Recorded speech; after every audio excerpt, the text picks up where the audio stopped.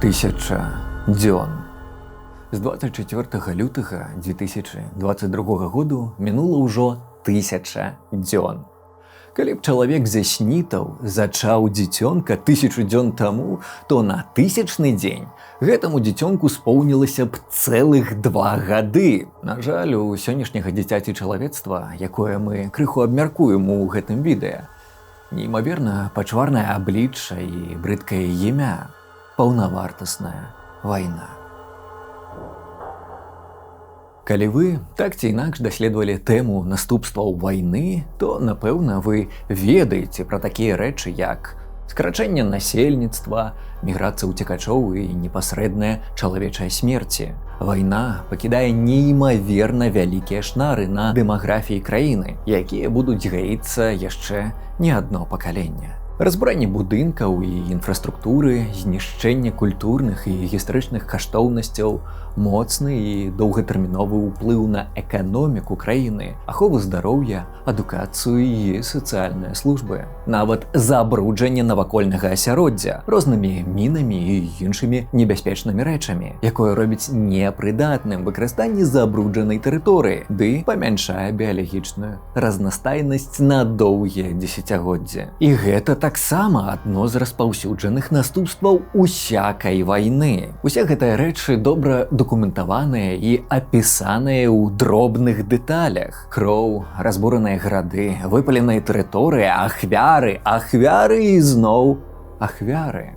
Але акрамя гэтых адразу заўважных і вельмі балючых наступстваў, ёсць і не такія бачныя, але ўсё ж вельмі глыбокія і неймаверна балючыя шнары вайсковых дзеянняў, ментальнае здароўе тых, хто сутыкнуўся з вайною. Паводле ацэнкі Сусветнай арганізацыі аховы здароўя, ужо ў першы год уварвання каля 10 мільёнаў украінцаў пакутвалі ці былі ў групе моцнай рызыкі развіцця ментальных разладаў. Згодна з ацэнкамі Міністэрства аховы здароўя ўкраіны, якія рабіліся яшчэ ў першы год паўнавартаснага ўварвання, колькасць украінцаў, якім патрэбная псіхалагічная дапамога, складае штосьці каля 15 мільёнаў чалавек. І з цягам часу колькасць людзей, чыё ментальнае здароўе разбурыла расейскае ўварванне, толькі расце. Так, вайна пакідае не толькі знявечаныя канцавіны, страчаныя вочы ды апаленую скуру. Вайна знявечвае псіхіку людзей.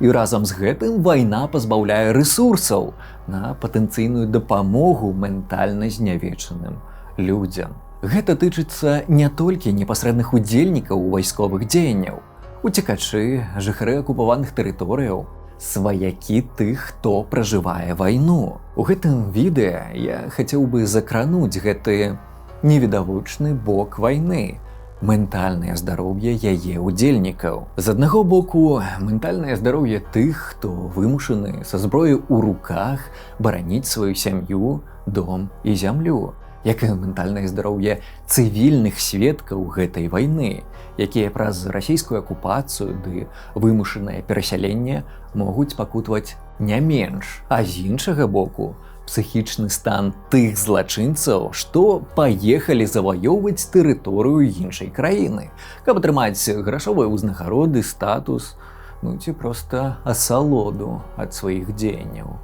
а потым павярнуліся дадому. Пачынайма.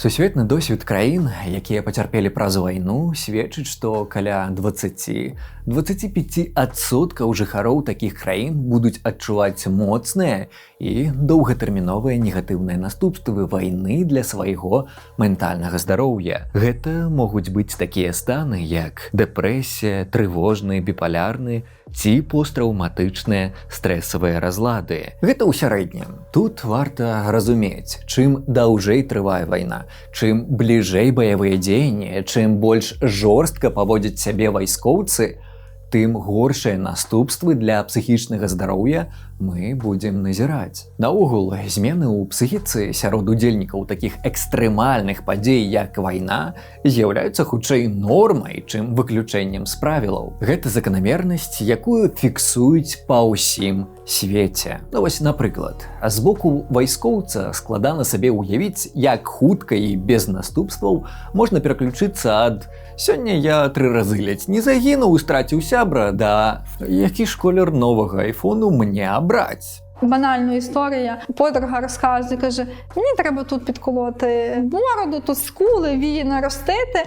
А перед цим півгодини я їй розказую, що в мене загинув побратим. Нерозуміння. Просто нерозуміння проблем. Тое самае тычыцца і цывільных грамадзян. Калі распачынаецца паўнавартасная вайна, безліч людзей сутыкаецца з вельмі моцнымі зменамі свайго жыцця. Спачатку гэта пераход ад мірнага існавання да умоў, дзе ты заўсёды адчуваеш пагрозу, нявызначанасць, ды іншыя станы, пачуцці, якія складана назваць шчаслівымі. А потым, калі псіхіка чалавека па-свойму прызвычаілася да таго, каб выжываць у падобных умовах, рана ці позна надыходзіць час павяртання да зноўку мірнага, звычайнага грамадскага жыцця.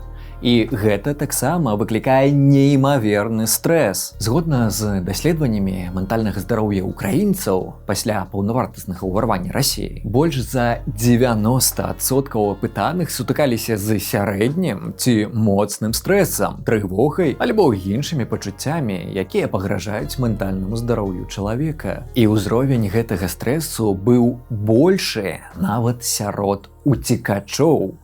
А тыя, хто з'ехаў за мяжу, адчувалі сябе горш за тых, хто вымушана эміграваў у сярэдзіне краіны. То бок, гвалтоўнае перасяленне ў новае культурнае і сацыяльнае асяроддзе стварае яшчэ большы стрэс і можа пакінуць не меншую псіхалагічную траўму праз адчуванне сваёй бездапаможнасці. Вядома, далёка не ўсе людзі, якія пакутуюць праз вайну, атрымаюць той ці іншы ментальны разлад.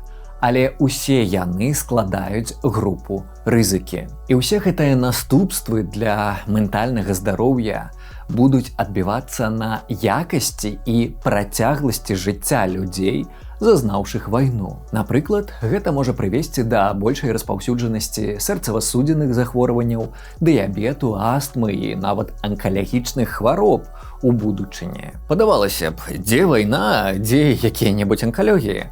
Але мы заўсёды назіраем такія заканамернасці. Чаму так адбываецца?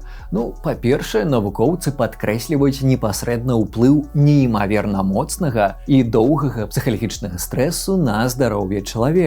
А па-другое, паводзіны людзей, якія сутыкнуліся з такім стрэсам, моцна змяняюцца. Звычайна, насельніцтва краін, у якія прыйшла вайна, пачынае больш злоўжываць трункам, цыгарэтамі. Змяняюцца нават харчовыя паводзіны людзей. Наогул, людзі становяцца больш схільнымі да рызыкоўных паводзін. І гэта непасрэдна звязана з хваробамі цела. Таксама людзі, якія зазналі моцны стрэс і экстрэмальныя падзеі, звычайна радзей звяртаюцца да лекараў і менш звяртаюць увагу на ўласнае здароўе, сімптомы хвароб. А гэта звязана з пазнейшай дыягностыкай ды менш паспяховым лекаваннем гэтых хвароб.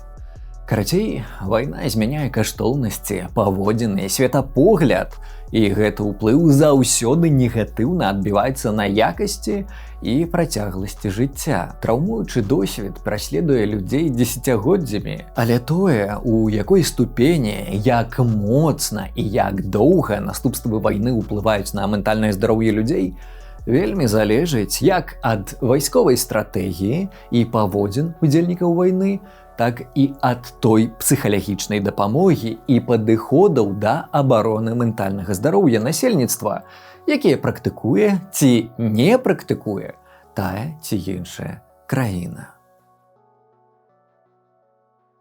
Не таямніца, што звычайна як самых уразлівых з фізічнага і ментальнага гледзяшча ахвяр вайны разглядаюць не саміх вайскоўцаў, а жанчын і дзяцей, якія зазналі часовую акупацыю. Гэтыя ахвяры заўсёдныя спадарожнікі усякай вайны. Яны асабліва заўважныя, калі бок агрэсара штодзённа парушае міжнародныя нормы права, набірае рэкрутаў, у тым ліку праз грашовыя ўзнагароды сярод маргінальных груп і актыўна выкарыстоўвае прапагандысцкія клішэ пра права моцнага і сапраўдную мужнасць як частку вайсковай ідэнтычнасці. Из чего сделан ты? Из чего же сделаны наши мужчины? Мы ведаем, што менавіта падобныя рэчы часцей за ўсё звязаныя з парушэннем міжнароднага гуманітарнага права, гвалтам і рабаваннем з боку вайскоўцаў. Ведаем гэта дзякуючы сістэматычнай працы навукоўцаў, аналітыкаў і праваабарончых інстытутаў. І таму мы дакладна можам казаць, што бок агрэсара, расійскі бок, і дагэтуль робіць усё, каб аблічча іх уварвання прымала найбольш пачварныя, гвалтоўныя і злачынныя формы. Везде в него, везде другие. Я вот этим не буду. Как это делать? Убивать этого народа. Менавіта такая вайна нясе з сабой самыя вялікія рызыкі для ментальнага здароўя людзей. Відаць, падобны тэрор сапраўды з'яўляецца часткай вайсковай стратэгіі РФ. Стратэгіі, якая пакідае неймаверна глыбокія шнары на ментальным здароўі жыхароў Украіны. Але ў гэтай стратэгіі ёсць і адваротны бок. Марна спадзявацца, што вайскоўцы, якія тэрарызавалі насельніцтва на чужой зямлі, павернуцца дадому і раптоўна пераўтворяцца ў пухмяных і бяскрыўдных звярушак. Вернувшийся с фронта мужчина разгромил автобус и взял заложницу в Архангельск. Освободился гораздо раньше, став участником специальной военной операции. Жертвой стала 22-летняя женщина, которую он задушил в селе Угдан. Наемник ЧВК «Вагнер» напал с ножом на местного жителя. Вернуться с войны в Украине. Завернутое в покрывало тело Насти обнаруживают в подвале дома. Вернулся в родное село и держал в страхе всех жителей. Наши мальчики. Незалежным журналістам на момант верасня 2024 году было вядома пра прынамсі 5 сотень ахвяр, якіх забілі ці знявечылі так званыя героі СВА, што павярнуліся дадому пасля злачынстваў, учынёных на тэрыторыі Украіны. Ахвярамі так званых свашнікаў звычайна становяцца людзі з іх бліжэйшага асяроддзя. І ў сярэднім гэтыя героі Расіі часцей за звычайных гвалтоўных злачынцаў нападаюць на жанчын. Таксама тут існуе цікавая заканамернасць.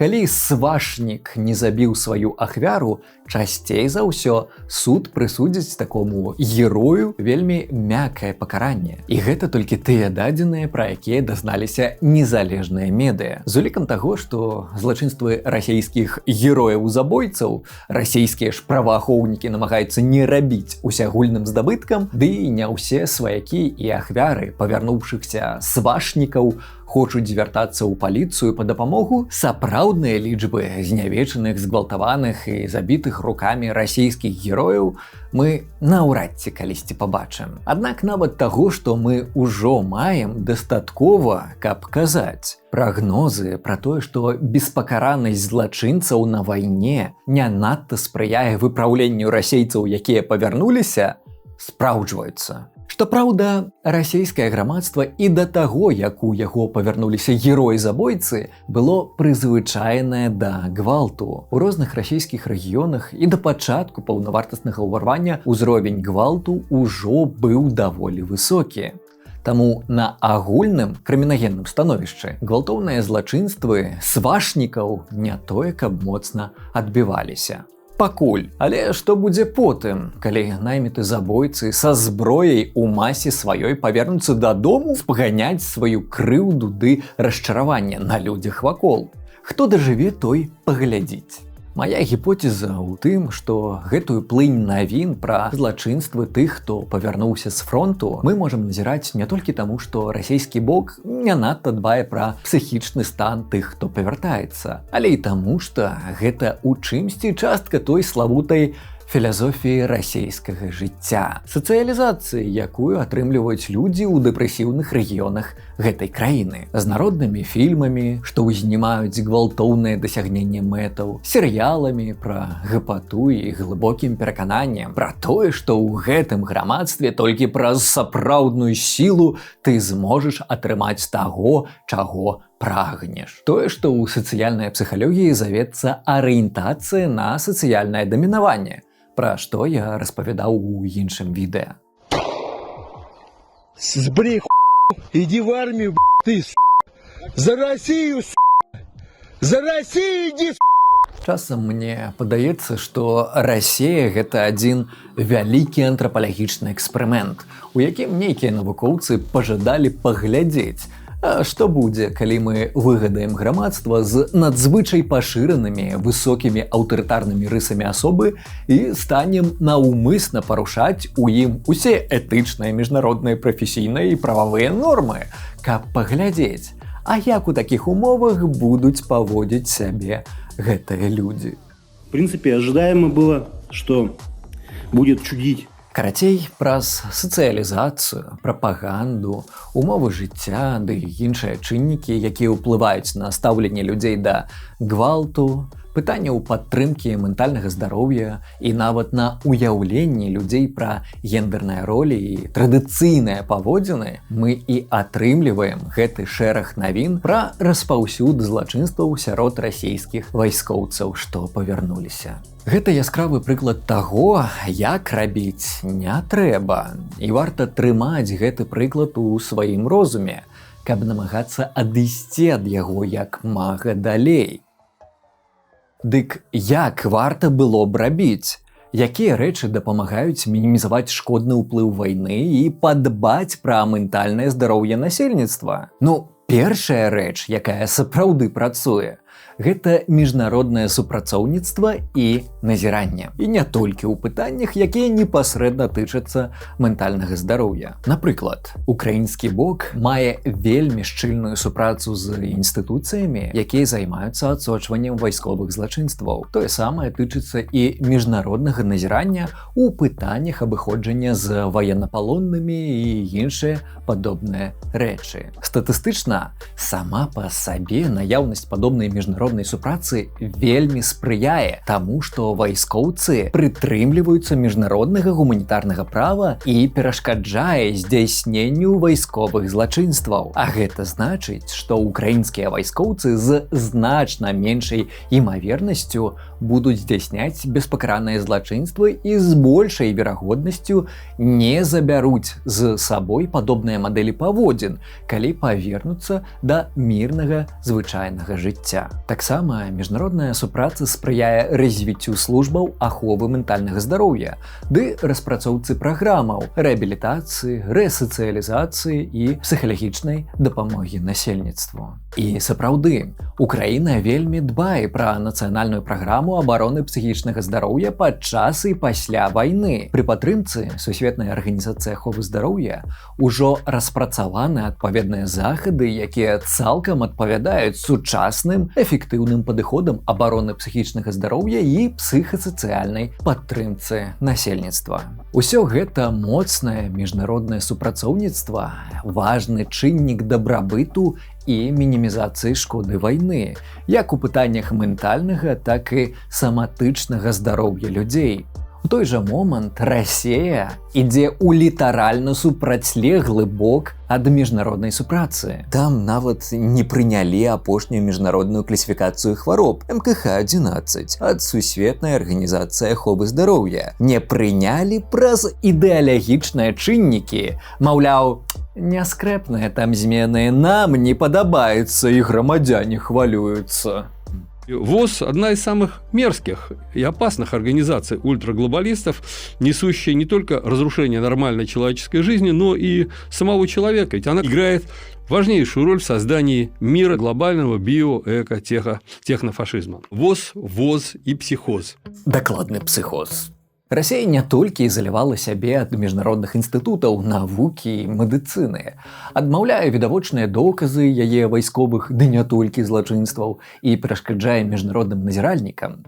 Расія наўмысна атачыла сябе і супрацоўнічае з краінамі, якія славутыя парушэннем норм міжнароднага права і правоў чалавека наогул. Гэта толькі умацоўвае бягучую беспакаранасць і распаўсюджанасць як вайсковых злачынстваў, так і абыякавасць у пытаннях аховы псіхічнага здароўя. Бо гэта не тыя рэчы, пра якія могуць дбаць аўтарытарныя рэжымы, а па-другое, стаўленне да пытанняў аховы ментальнага здароўя у той ці іншай краіне вельмі залежыць ад таго, якой палітыцы там прытрымліваюцца. Напрыклад, у СССР праз ідэалагічныя чыннікі амаль не было развіцця псіхатэрапеўтычных падыходаў, а сама псіхіятрыя існавала ў дужа закрытай, ізаляванай бурбалцы, бо савецкія псіхіятры зазналі міжнародны астракізм за выкарыстанне псіхіятрыі як палітычнай зброі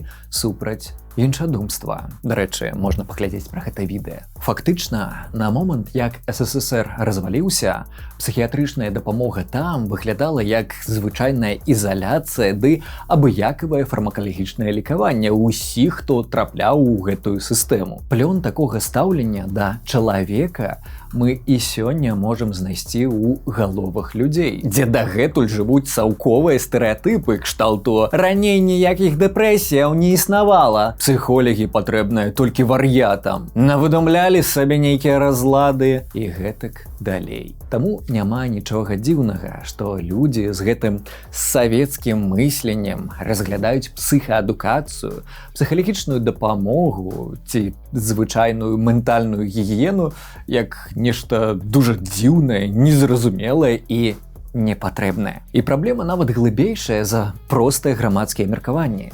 Яна закранае ўсю сферу псіхіятрычнай дапамогі. Напрыклад, цяпер у дзяржаўных расійскіх, зрэшты як і беларускіх установах, што займаюцца пытаннямі ментальнага здароўя, амаль немагчыма атрымаць нейкую адэкватную псіхатэрапеўтычную дапамогу. Амаль усё тамашняе лікаванне складаецца з састарэлых фармакалагічных сродкаў і ізаляцыі, якія самі па сабе амаль не дапамагаюць людзям з дыягназамі кшталту ПТСР.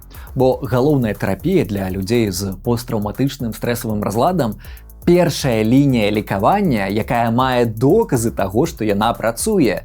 Гэта псіхатэрапія. І магчымасць атрымаць сучасную якасную псіхатэрапію, якая працуе, вельмі моцна залежыць ад палітыцы дзяржавы, бо стаўленне да савецкай спадчыны вызначае тое, як будзе развівацца ці не развівацца тая ці іншая служба ў сістэме аховы здароўя. Як не складана заўважыць, цяперашняя украінская дэкамунізацыя уплывае не толькі на помнікі ды назвы вуліц, але і на працэс адторгнення савецкай псіхіятрычнай спадчыны. А краіны, якія не прайшлі падобную дэсавітызацыю з грунтоўнай перапрацоўкай падыходаў у пытаннях ментальнага ды не толькі здароўя, перабудовы ўсёй гэтай нялюдскай сістэмы псіхіятрычнай дапамогі і перападрыхтоўкай адмыслоўцаў не могуць даць рады, каб аказваць сучасную і эфектыўную падтрымку насельніцтва ў пытаннях абароны псіхічнага здароўя. Дарэчы, у тым ліку праз гэта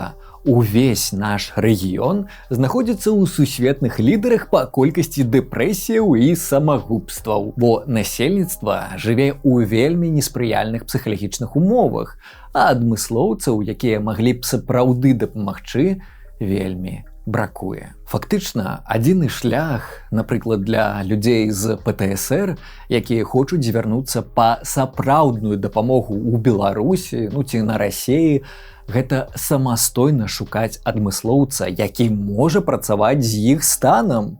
А улічваючы нястачу псіхатэрапеўтаў і клінічных псіхолягаў, якія б мелі акрэдытацыі міжнародных суполак, для некаторых людзей знайсці сапраўдную дапамогу нават пры наяўнасці таго жадання і грошаў становіцца вельмі складанай задачай. Дарэчы, пра ПТСР. А што наогул адчуваюць людзі з гэтым разладам?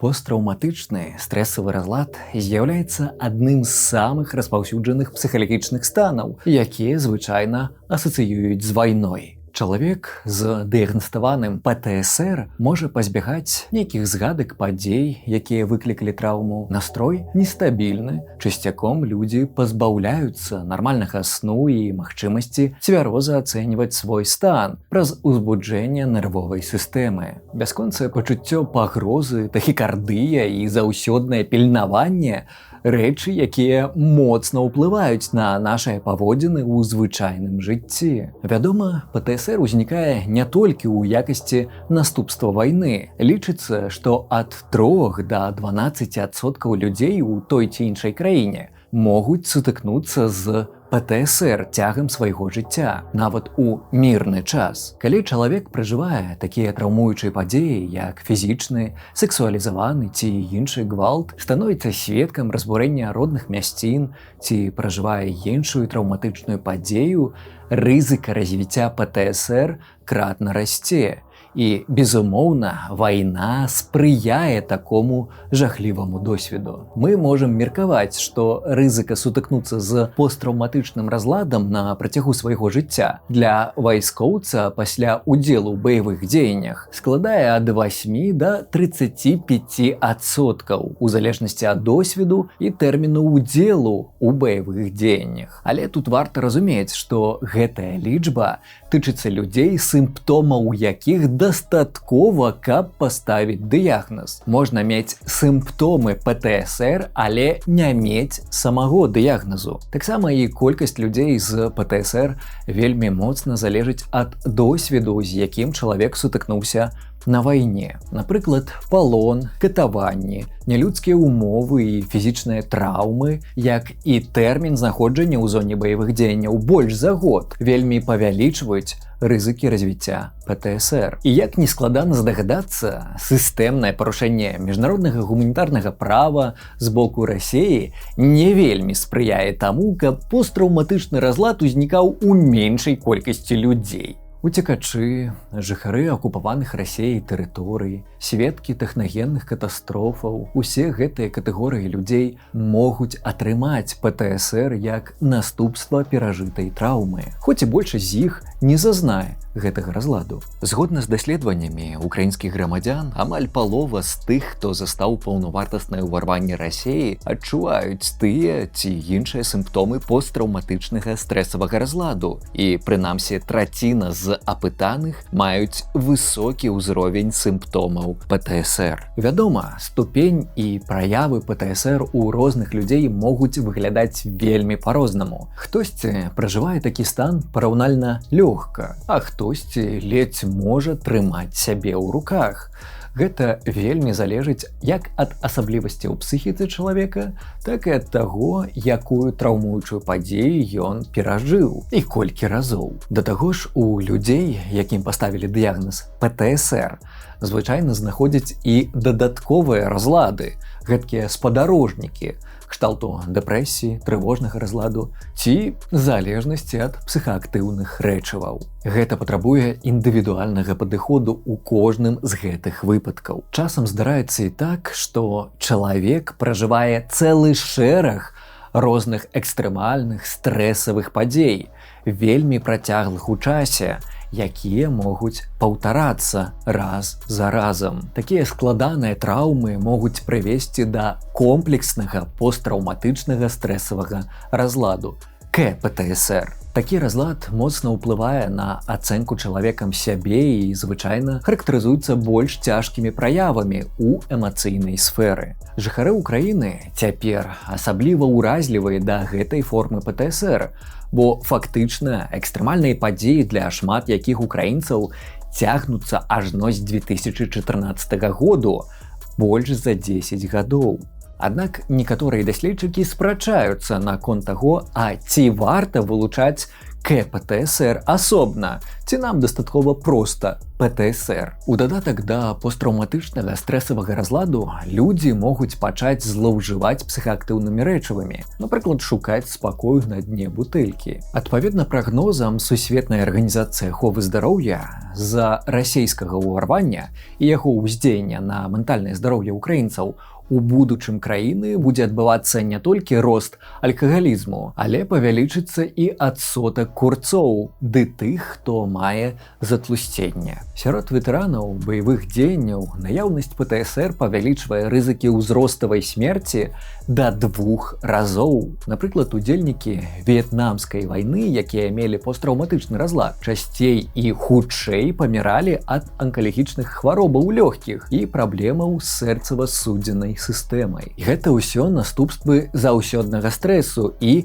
неадаптыўных паводзін, кшталту курэння, звязаных з ім. І самая ганебная рэч, якая вядома нам пра ПТСР, недзе чвэрць ад агульнай колькасці дыягназаў прыходзіць да ветэранаў баявых дзеянняў з адтэрміноўкай. То бок у якісьці момант жыцця былога вайскоўца можа проста накрыць, так што без якаснай псіхаадукацыі ён і не будзе ведаць, а што з сабой рабіць. Такі адтэрмінаваны ПТСР можа праявіцца праз гады пасля атрыманай траўмы. Таму, калі людзі павяртаюцца ў бяспечныя ўмовы, ім патрабуецца доўгатэрміновае назіранне і дапамога. Да сімптомаў, на якія варта звярнуць увагу пасля сутыкнення з траўмуючай экстрэмальнай падзеяй, можна аднесці такія рэчы, як пастаянныя згадкі самой падзеі, якая прывяла да траўмы. Яны могуць адбывацца і ў несвядомай форме. Напрыклад, гэта могуць быць сны, поўныя хваляванняў, кашмары ці дакучлівыя думкі з адным і тым жа матывам. Вядома, чалавек намагаецца пазбягаць непрыемных успамінаў, пазбягае пэўных месцаў ці размоў пра свой досвед. Людзі могуць замкнуцца ўсярэдзіне, намагацца наогул ніяк не разважаць пра тое, што адбылося. У рэдкіх выпадках чалавек страчвае ўспаміны пра падзею, якая яго траўмавала. Гэта так званая дысацыятыўная амнезія. Але тыя надакучлівыя думкі, дрэнныя ўспаміны пра траўму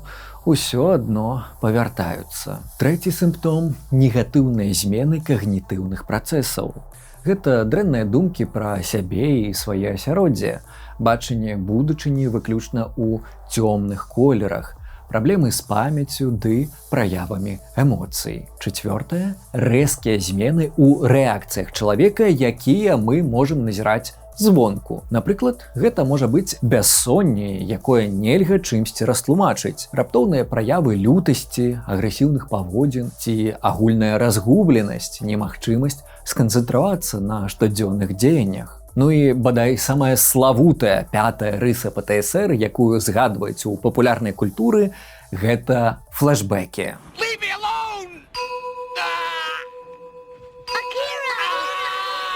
Флэшбэкі – гэта ўспаміны пра падзею, якія маюць такую моц, што для чалавека, які іх адчувае, гэты досвед будзе падобны на нанова пражыты. Калі вы заўважаеце нешта падобнае ў сябе ці сярод сваіх сяброў, сваякоў, што сутыкнуліся з жахлівым досведам, паразмаўляйце пра гэта.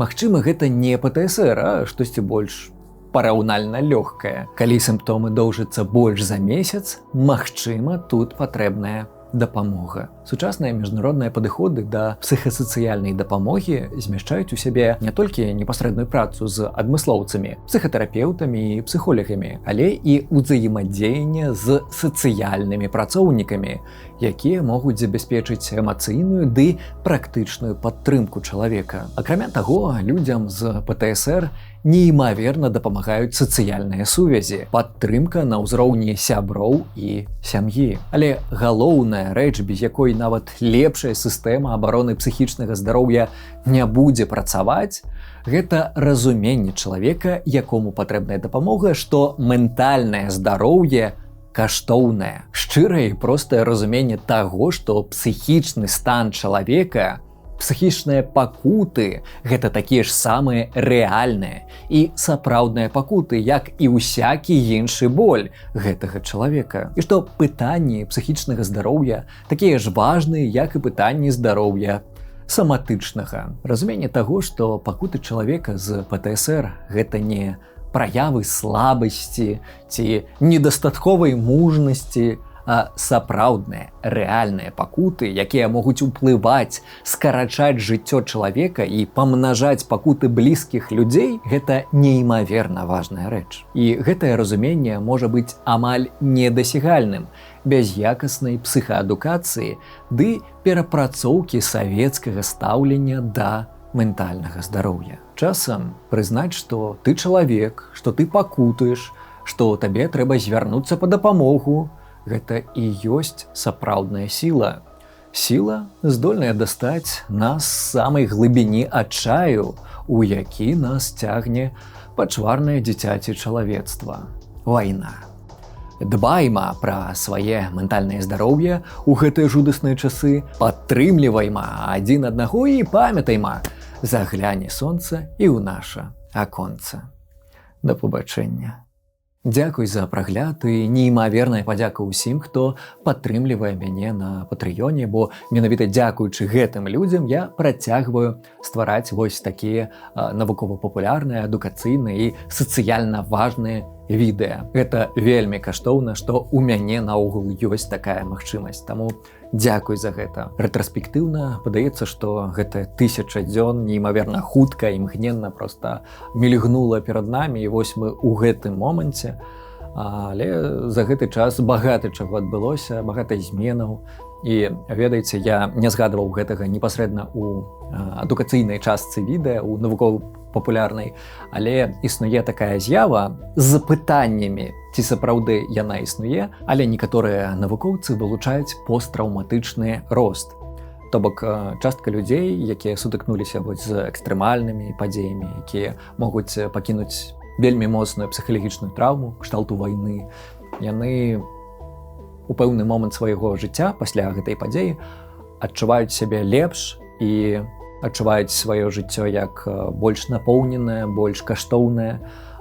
Гэта таксама цікавая з'ява, калі людзі, якія пабачылі вайну, якіх яна застала, могуць пабачыць больш сэнсу ў сваім жыцці, чымся да гэтай вайны. І будзем спадзявацца, што акрамя вось гэтых шнараў на псіхічным здароўі людзей, вайна пакіне і нямала такіх прыкладаў, калі людзі будуць знаходзіць нейкі сэнс і будуць імкнуцца да лепшага жыцця ў сваім будучым. Але, на жаль, для большасці людзей вайна пакідае такія глыбокія шнары, што неяк складана называць іх нейкімі карыснымі, ці добрымі, ці якімі-небудзь іншымі пазітыўнымі словамі.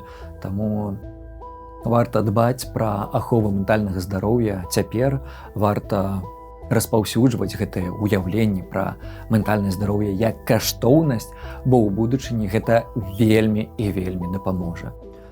Дбайма пра свае ментальнае здароўе. Вось такая парада на 1000-ны дзень пасля паўнавартаснага ўварвання. Спадзяюся, што гэтыя жудасныя часы хутка скончыцца і ўсе мы пабачым мірны час, дзе будуць панаваць каштоўнасці правоў чалавека, каштоўнасці ментальнага здароўя і іншыя падобныя рэчы. Да пабачэння.